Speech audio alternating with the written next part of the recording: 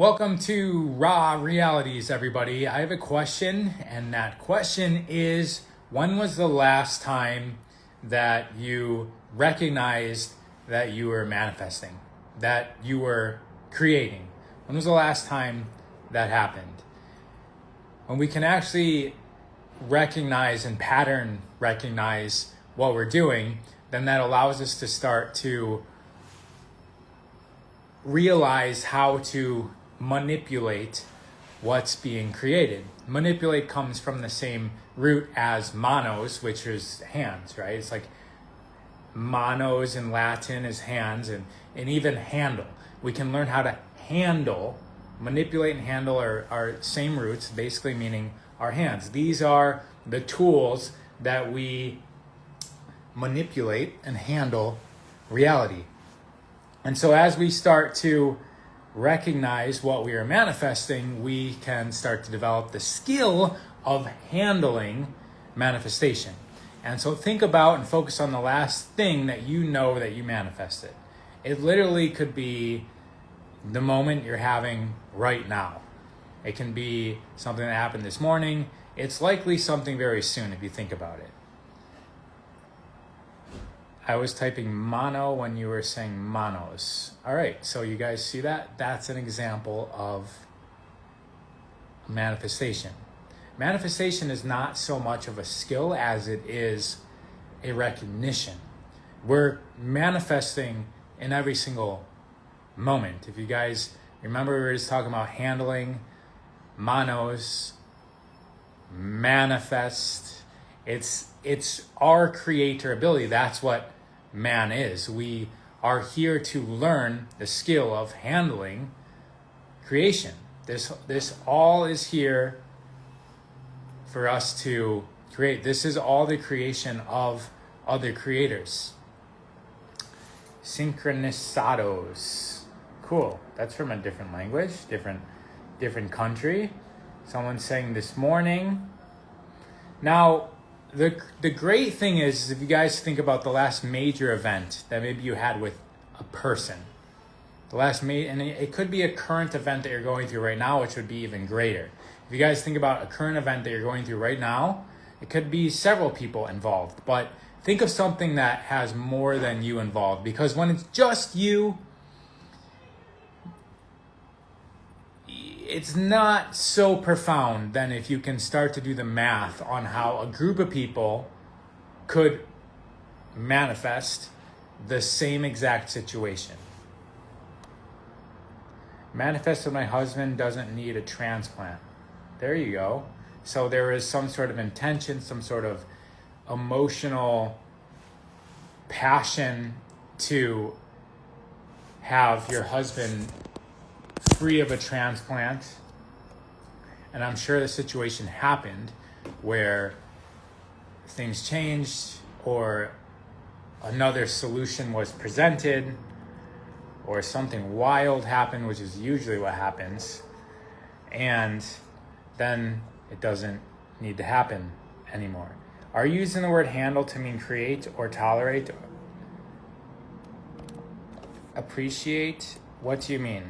I'm using the word handle as a synonym to manipulate, because manipulate comes from manos. So I'm using handle similar to manipulate. Basically means we have the steering wheel. We have our hands on the steering wheel. I'm just trying to get my tripod set here. My phone's slipping out. All right. Where else are we here? Okay. Because when we can recognize that we are singularly manifesting events. So back to the person about the husband. Think about your husband. How did your husband also manifest? If you guys think about a situation that you're going through in your life right now, and you know about the other people, you know about their inner dialogue, well, their inner monologue, maybe the dialogue that they've had with you, when you start to actually dissect how other people are manifesting the same scenario that you are, but from a different perspective, or maybe even the opposition perspective, that's when things get really creative. And you actually start to see like, wow, they were intending on this to happen. I was intending on this to happen. This other person was intending on this to happen. And we all got into a car crash, and somehow it worked out exactly as all of us was intending, right? Like person A was not really wanting to go to the school, the university that they were going to. The car crash made it so that there's no money to go to the university anymore. So they don't get to go to the university anymore, which is exactly what they were intending. Person B didn't really like their car anymore, now gets to have a new car. Person C, which is you, was worried that you were going to show up late to work and not have a reason for it and didn't know what to say to your boss. You got into a car accident, boom. It's like all of these scenarios happen independently for the different people in a manifestation. And when you guys actually start recognizing that, not saying that you aren't already, but we can actually read situations and discover how everybody individually was intending on this with all of their being, which is why they're in the scenario. It gets a little weird. It gets a little weird. And weird, the etymology of weird is W-Y-R-D, weird. It's Old Norse. It means fate or personal destiny. So weird actually means that it's so real and it's so fate and personal destiny that it's actually weird. That's why we say that's so weird when we see things happen that is weird. It's like more clear than normal reality. It's weird. We are here to learn to wield great power before it is actually given to us. Before it is actually given to us. Do we think that before it is actually given to us, before it is actually given to us, before it is actually given to us? I think that we don't know that we have it here. And so when we start to grasp it, when we start to handle it, that's when that power is accessed in a way that is based on our will. It's based on our will. And that's the point, is that when we start to get into situations with a whole bunch of people, we can start to recognize that we're all creating it, then we can start to create things together. We can start to intend on things together and create events that perfectly match what we're intending. The power is within you. You do not need to experience it and feel it. WYRD equals fate, question mark. Yeah. Weird equals fate or personal destiny. That's the original meaning of that sound. Weird. Fate or personal destiny is what that means. So when we say things are weird, it's not a bad thing. It's actually better than a good thing. It's like the exact thing that it should be. It essentially means perfect. It's like the perfection of everything. I am taking a permaculture class for 11 weekends. I posted on BIPOC WhatsApp community, and I could only take this course if I had housing only Saturday night. I could only take this course if I had housing only Saturday night. I didn't know most people in this group. I just met one person in the group of about 300. I trusted that it was perfect, and they replied, and perfect stranger who just moved near my course offered me 11 Saturdays in a row. So the most important thing here isn't the decision to post on the group. The most important thing here is this part of this comment. I trusted what was perfect. I'm reading this comment right here. I trusted what was perfect. I trusted what was perfect. So as I was reading that, so then the question that she asked is, did I manifest this by asking for it? Is it still manifesting if you simply spell out all the details and ask everyone in the community for it? That's what I'm saying. Some people will look at it and be like, well, you asked for it and somebody answered, and like, it's just a coincidence. You're saying that it's magic and it's not really anything. Like, it's just logical. Guys, magic and logic are two spectrums of the same thing. Okay, so when you say like, no, it's not magic because logically it makes it, no, that's exactly the point, is that it's both magical and logical. And you can see it logically and you can see it magically. It has to work out both ways. It has to work. You have to see that, yes, it scientifically works out, it coincidentally works out, and also there's the magical component of the logical explanation. So the logical explanation is, well, you asked and somebody replied, duh. Nothing extravagant. The logical explanation is what I pointed out. I trusted what was perfect. It's that part. It's this feeling inside of you that it's going to work out. That's the creator part of you. A creator does not wonder if it's going to work out. A creator does not, they're not afraid that it may not work out. They're not worried about what could go wrong. If you have the power to create, you trust that you can create it just as much as you trust the sun is going to come up. We're trusting in the creation. So I used to ride around town on a 36-inch unicycle. It was badass. I still have it in my garage. I just haven't been on it because I'm not single anymore, just riding around a unicycle all over the city. Like, that's just what I used to do back in the day. And one time I was leaving my house in West Hollywood and I was going to Runyon Canyon. I was riding my unicycle there, and right when I left my house, I was like, I could still see my house.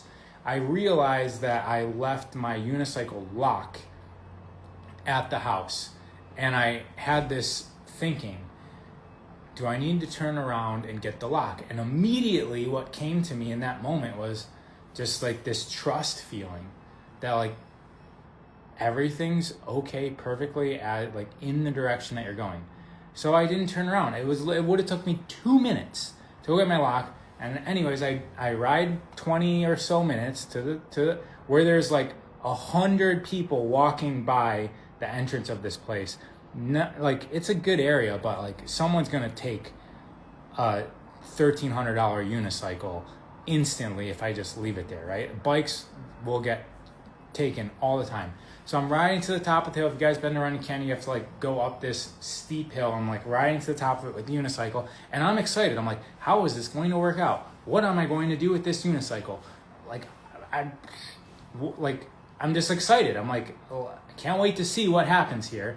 And I get to the very, very top, and just my attention gets drawn over to this certain section of the street, and there's like a bunch of bushes and trees, and like behind it, away from everybody, and this is all lined with apartments. It's like very residential area than the park at the end of the street. So I didn't know that this was going to be there. It's not like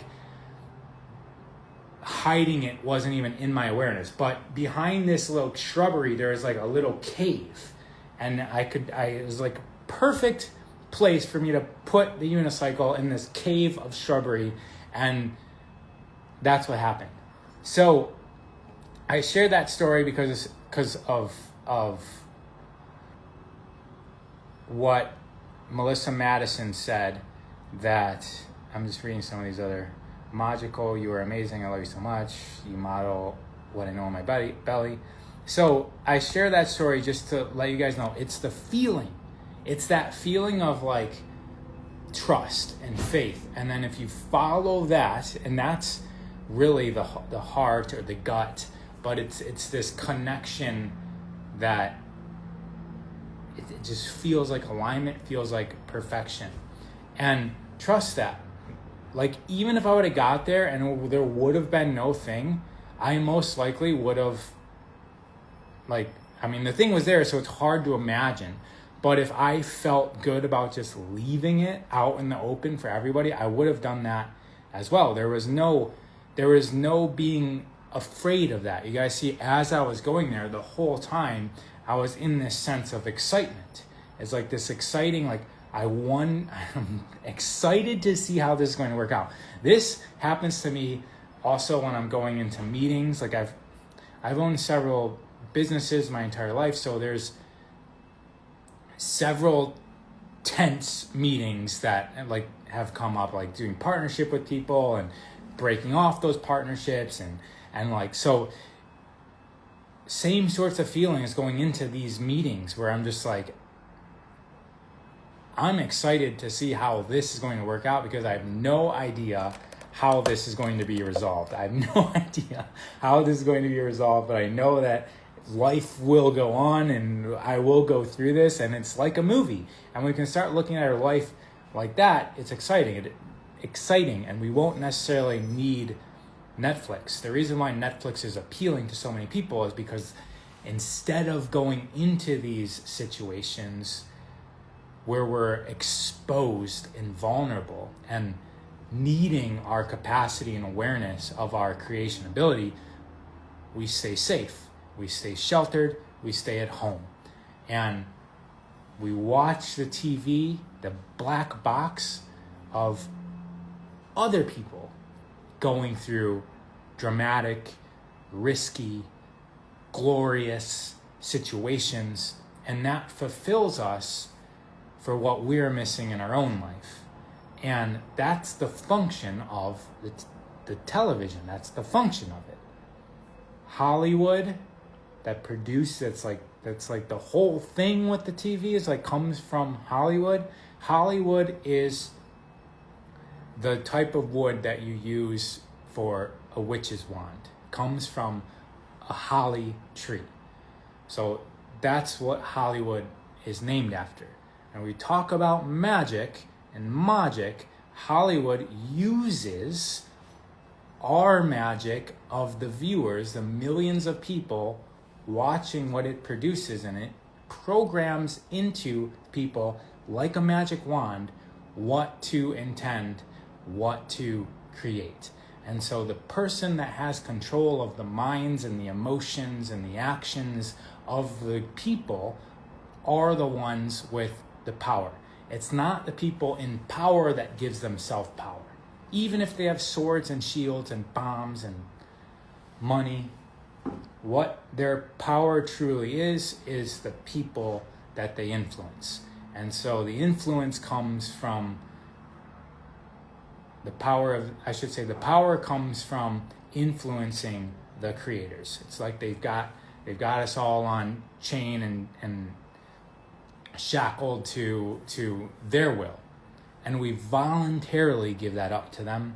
And that's why there's a power dynamic in this world, because there's millions of people giving their power to a very few people.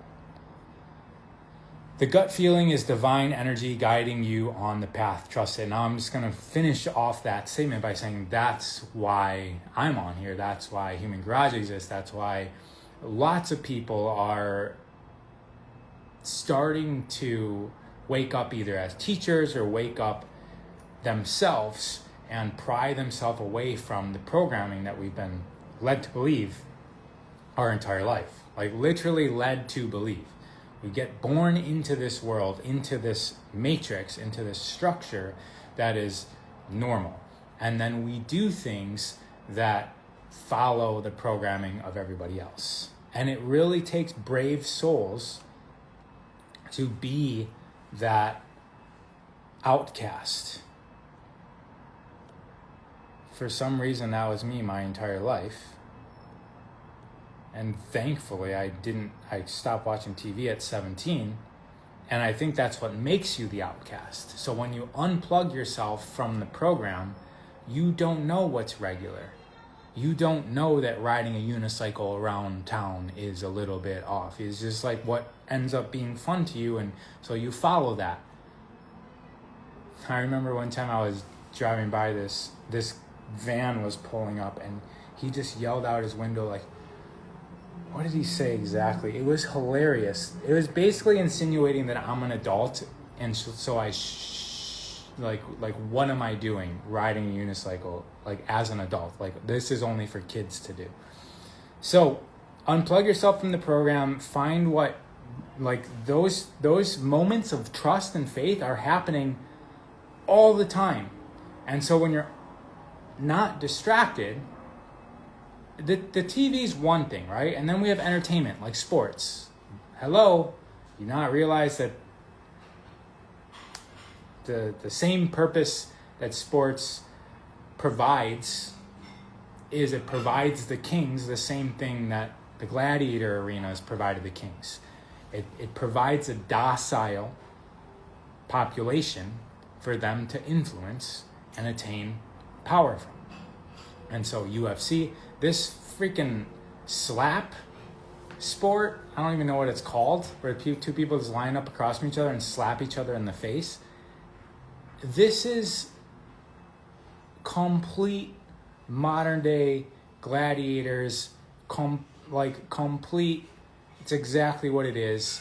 And we just lie down on our comfy couch, just melt into it and just like let that just come in, and we feel the fear, we feel the tension, we feel the pain, we feel the victory, we feel the emotions, the passions, the alignments of the characters on the television, and it alleviates us from seeking that on our own and from even being able to recognize that on our own. If every single night we're seeing somebody chase the girl and win the girl and happily ever after, that's happening every single night, and you're going through this dramatic hero story of the hero gets into a fight with their loved one, finds a mentor, builds their self-esteem, changes as a person, and then has to face a villain that completely represents what their old self was trying to run away from. They face the villain,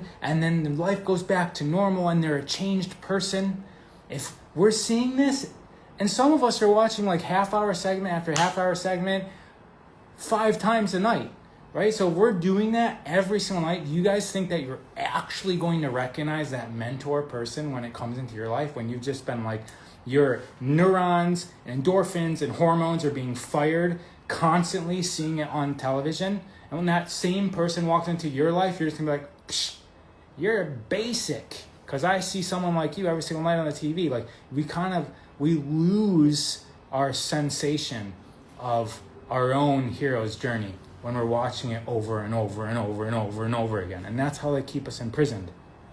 I'm saying us because I'm not talking down to anybody. I'm a part of y'all.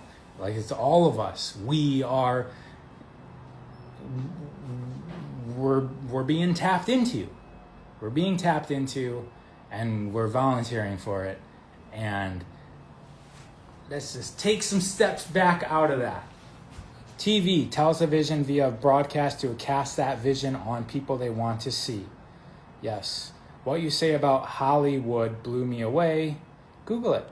What kind of wood does a witch is wand made of? Going rogue out of the system is risky. I'm feigning, I've never heard of that word if you spelled it right. Feigning death each day. Social media is the most algorithm customized to the view of Hollywood. Yeah, so when I say TV, that was when I was a kid. Now it's coming from the devices. Maybe I should upgrade my language. Device, social media. What else? What other words could be used for this? Algorithm. I mean, the first time I learned about algorithm was in psychology school, talking about how our brains are actually algorithming what is important to perceive. I needed to hear this about Netflix to the viewer. Guys, and just imagine who's actually making all this shit. Even the people that aren't a part of the Illuminati, right? That aren't like the few dozens of people that are actually doing a great job influencing the entire population. If they're just like the people that are like really good artists and graphic designers and or really good at editing and they're there to do a good job. Or the script writers who are just like, I'm a creative person, I like my ideas coming. What do you think is running the show for these people?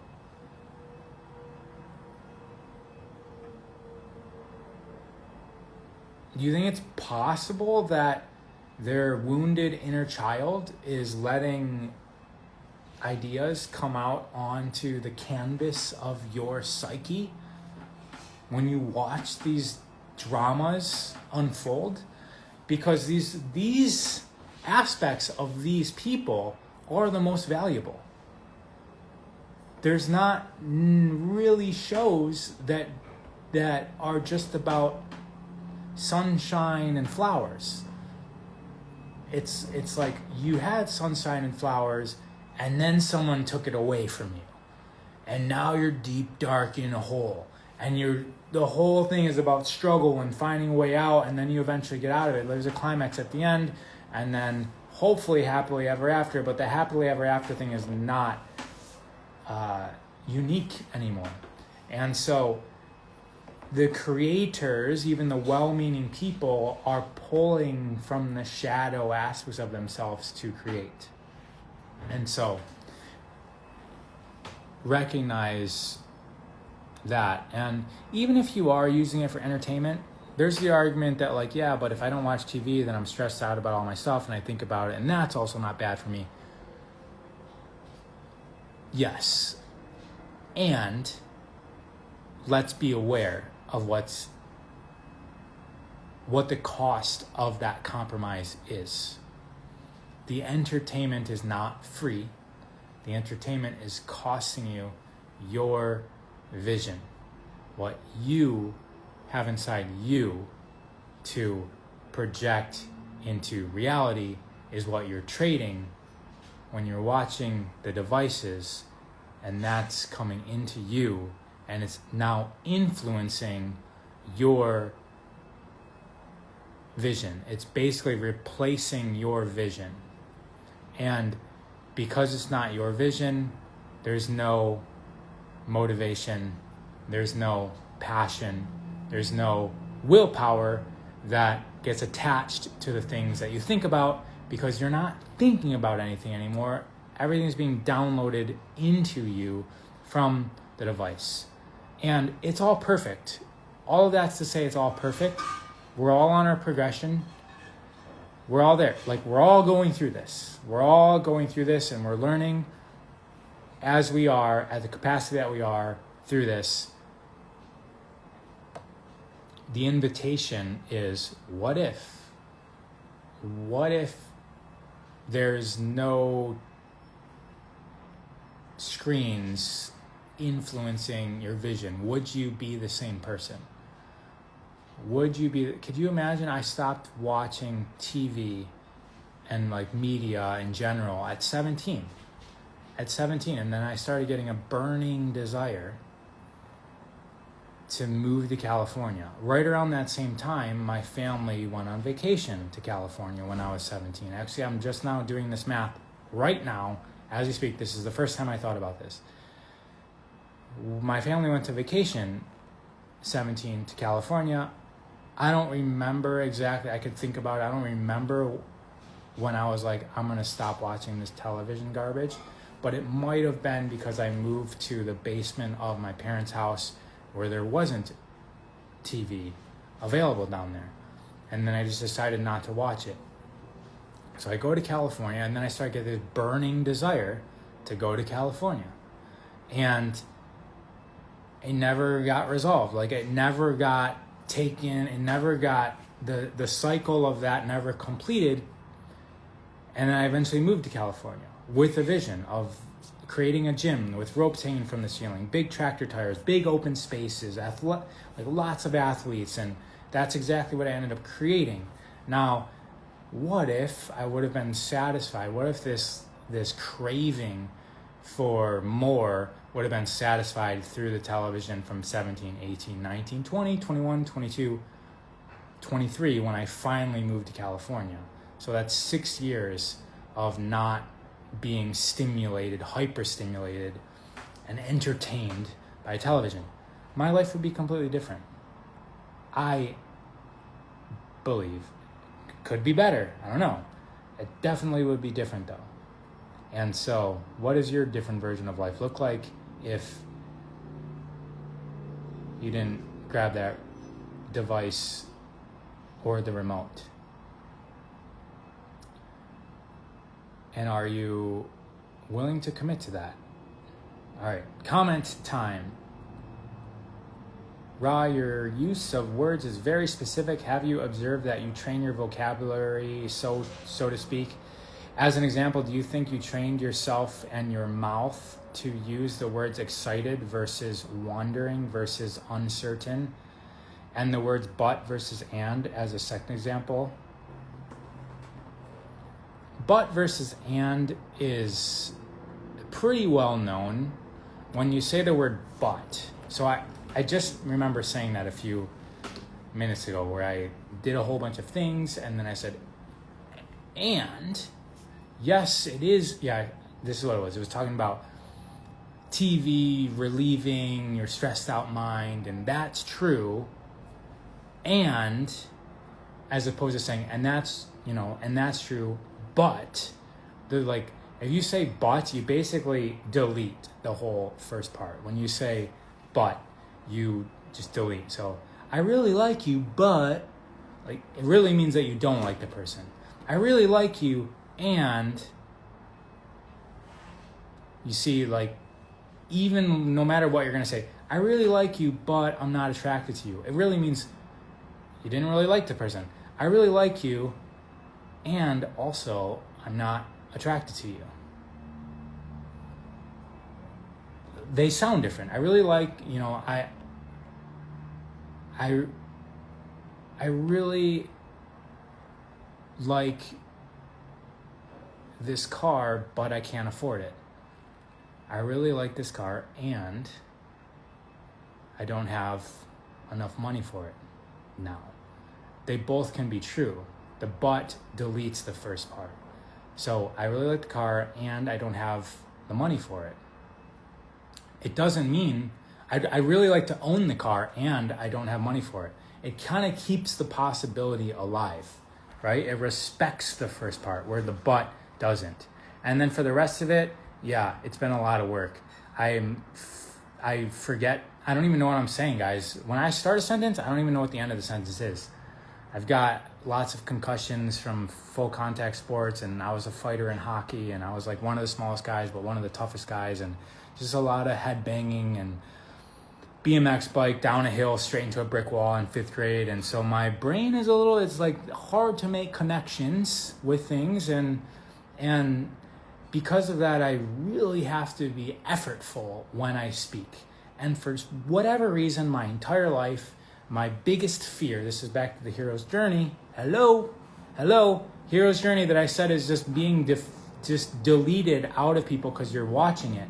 My hero's journey is I am not good at talking. I don't know how to make small talk. I feel like I don't know what to say in any scenario, yet my entire life for the last, my entire adult life, every single role that I have is being the speaking voice. It's like being the teacher, being the face.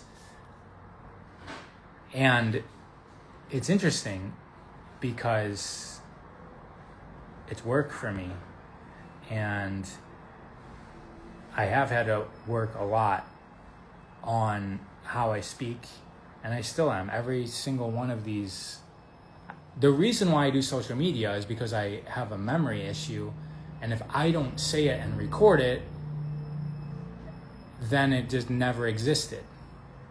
All of this is essentially started for my own ability to look back on the ponderings that I once had, because I won't remember them if I don't record it. And it'll just be like a whole lifetime of thoughts that I've had about certain things and the context that I put into it with my personal experience, it just gets forgotten. And so that was my original reason of speaking about my thoughts on social media, was because I can't remember. I can say that, I can do this entire hour and I'll never remember what I said during this hour. I haven't been able to watch TV for a couple years now. Everyone is drunk, popping pills, and goes to raves for some kind of divine intervention. The story is always lost in reaching for return of what particular loss, right, as opposed to expansion, which is what I teach. What about books? Aren't they telling a story as well and keeping us entertained? Yes. Yes. Yes. Yes, it is. I find that fiction books are really entertaining, but there's the word but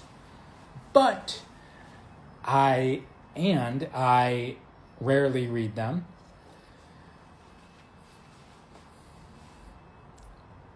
So it's about the active and passive imagination.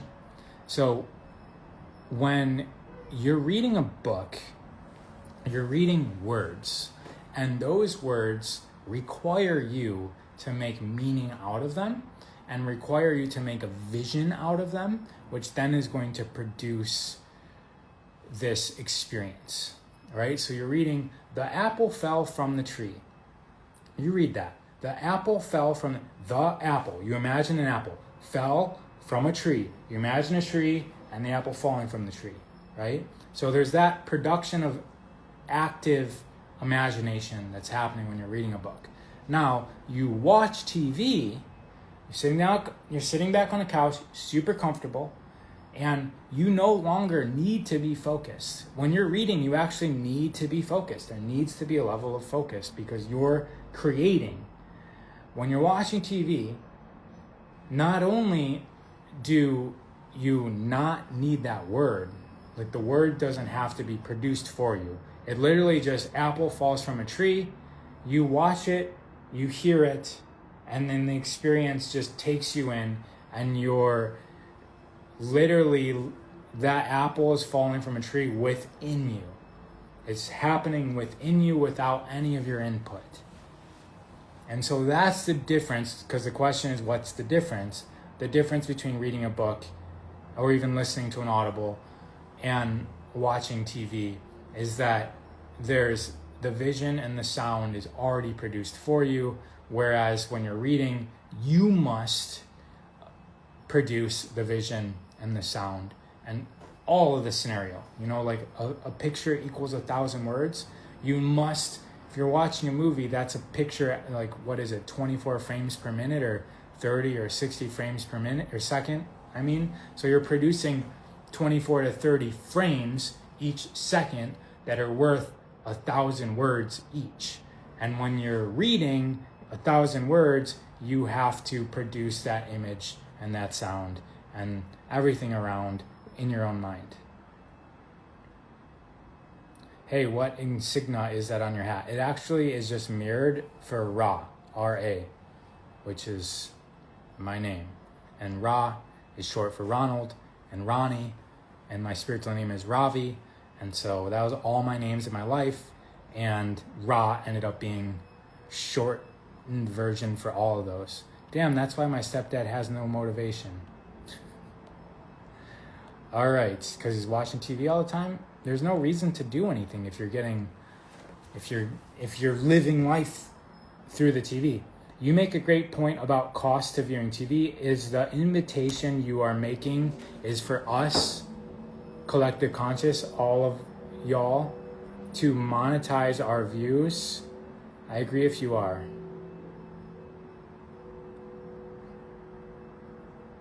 Implying symbolic benefit should come in trade of views. Paid for all they want to influence with even action TV series.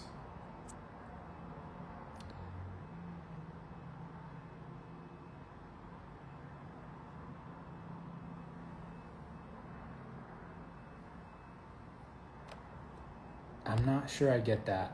And rather than spending time on it. I'm just going to move on. I like how you're restructuring the monetization and how I read a book once. Let me just start over. It's called Debt. And so it's a orangish red title book, and on the front, I think it's like a picture of some money, and then it's like a ball and chain thing. And it essentially goes over the history of money and how we transact currency. And throughout all the history,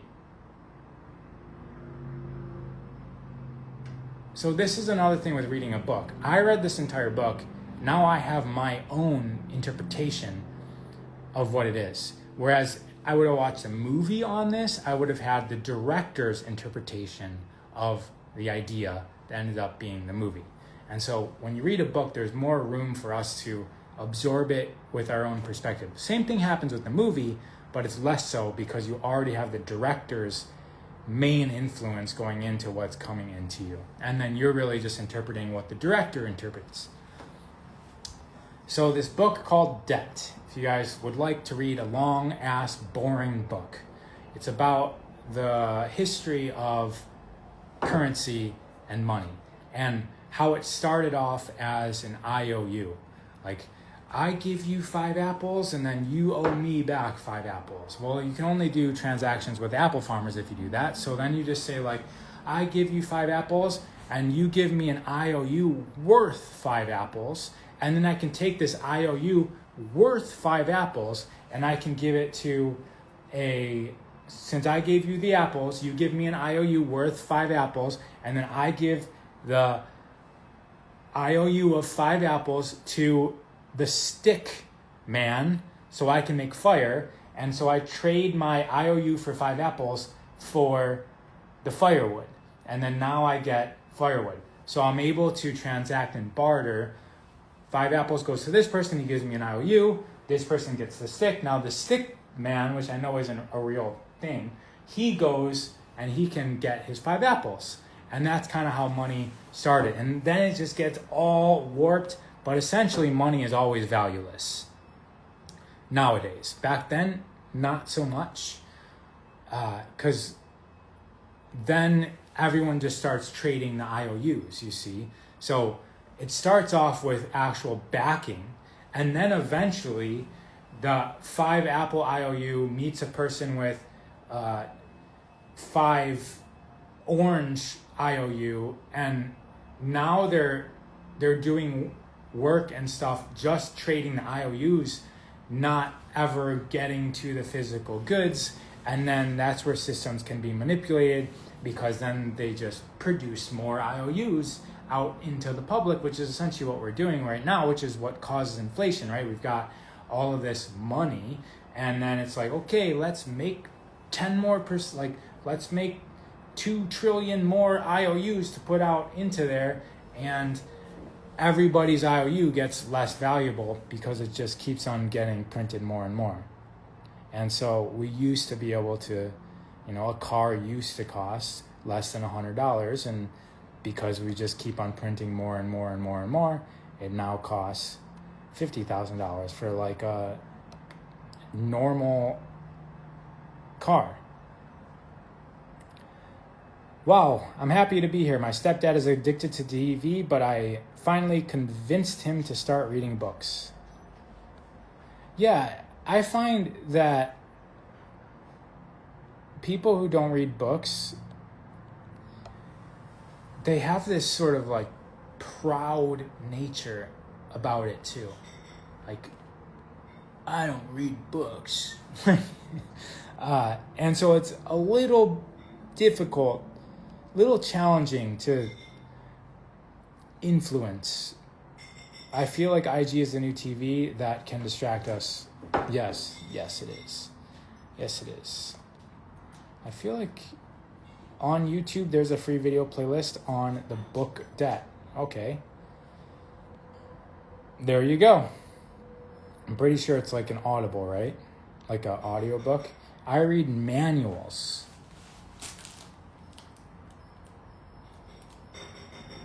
that's, you know, what I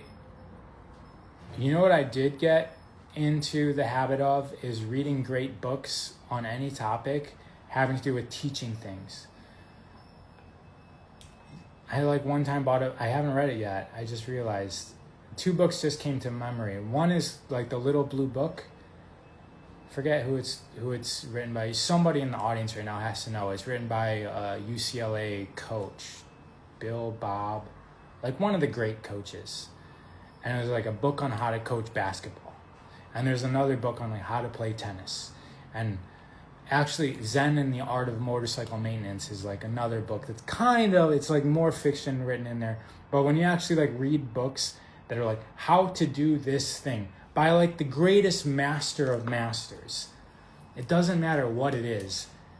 A master teacher, the way that he understands the concept of teaching has very little to do with the specific nature of what they're teaching, and it has to do a lot to do with universal concepts that they've whittled down into a specific nature of the thing. That's when you get to mastery, you see the application of the specific nature of what you're teaching, how that applies at a universal level. And that's essentially what you guide yourself as true. It cannot just be true in weightlifting or in hockey or in car maintenance or in bartending. It must also be true at a universal level. When you can match up what you're specifically doing to a universal nature, which is essentially God, when you can harmonize those 2 things, then you've dug down deep enough within your expertise to find the true golden nugget. And when you as a teacher, as a wisdom keeper, find these golden nuggets that are both true within your specific lane and in all other lanes, that's what leads to ascension. That's essentially what we're all here to do, which is to find this golden thread that connects us all. And the best teachers, no matter what they're teaching, find those concepts. And so go to the library, go into some section, or find a world-renowned something that maybe you're not even interested in at all. Gardening, building a house. Find someone who's written a book, not necessarily manual form, but a book, this is the art form of house building and architecture. And you start reading it, it's badass. When you start reading something about something that you're not interested in, but you start to feel the connections that this person discovered in this field that you've never stepped foot in, and how that's still wildly applicable to you. The Who Moved My Cheese book, yeah, that's a business book, right? And it's applicable, and sales and marketing book, and it's definitely applicable to everything. Who Moves My Cheese, guys, that's also on YouTube if you want to watch it, but Who Moved My Cheese is a great book. It'll take you 20 minutes to read. I listen to audiobooks because I'm autistic and because I thought it was poor learner from when I was thrown out of college sophomore year, and my parents raised me repeating it to me often. At 8 years old, what you are explaining in detail of our mind producing images from our own mental references when we process words while reading has made me decide to go back to reading versus listening. So for me personally, when I say reading, I would also categorize audio books as reading. For me, there's not a significant difference between listening to a book and watching a book. You're still deciphering words, which aren't the word apple is said apple, whether it's said apple and you hear it, or you read the word apple and see it, it's still not an apple, right? The apple fell from the tree. Whether you hear it or read it, it's still not an apple falling from a tree. And so in the context of what we're saying, the difference is not significant. And I will say read, and that'll be a synonym for me to listening to an audiobook as well. For some reason, people, it's like a weird hill. People say like listening to an audiobook is not the same as reading it.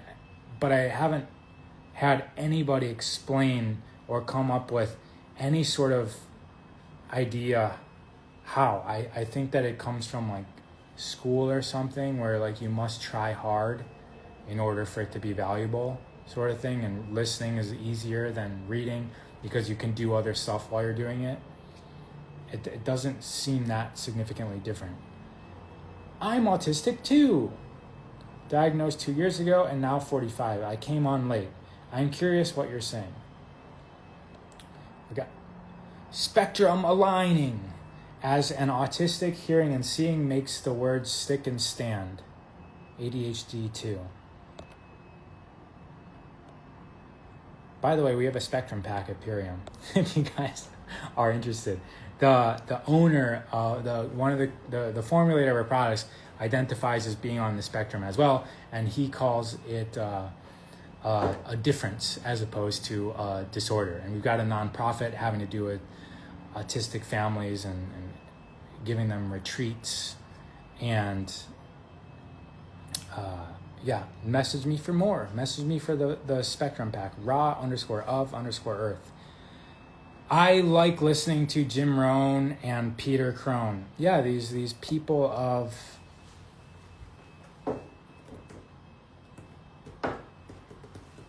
ideas. You know, Jim Rohn started in network marketing, which is what Purium is, which is what I do. It's like a leadership development program with compensation plan. Like we use the product of superfoods, but really it's about this. It's about presenting, it's about connecting, it's about relationships, it's about the leader is somebody who stimulates something from another person more than they otherwise would have done on their own.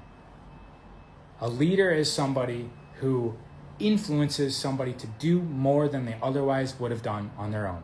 That's what it is in sports, that's what it is in business, that's what it is in network marketing. That's what Jim Rohn was great at.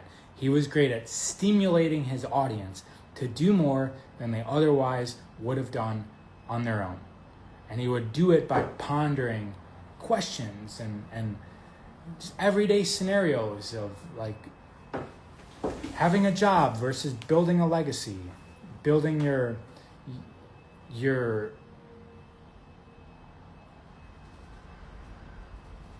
see, I'm forgetting the word, and I'm just going to stay here in this moment because I already talked about me. Normally I would just fill in another word right now. Building your empire. I think that's closest to what I wanted to say. May I please have the blank to connect to Ra if someone caught that email? No, it's just at Ra _of_earth on Instagram. Okay, guys, thank you for the comments. Thank you, Ra, for taking this hour with the newborn in the house. This is my hour that it's like, do I eat or do I go on live? I haven't eaten yet today, and I don't get to eat now. I do this, and then I get to get back to it. Thank you guys all for being here, and have a wonderful time creating your own dramatic lives that are coming from your will. If you guys stayed this whole entire hour, you know that I started off by talking about manifesting and groups of people manifesting, and every moment in this life is a manifestation created from your own thoughts, emotions, and actions. And then we started pivoting over to entertainment. And the purpose of entertainment is to hijack your thoughts, emotions, and actions so that you create to serve the creator of the technology that is entertaining you. And if we cut that off, decide means to cut off. So when we decide to go with ourself, we cut off those external influences and distractions, and we learn to navigate with our own internal intelligence. of faith and trust. Bye-bye, everyone.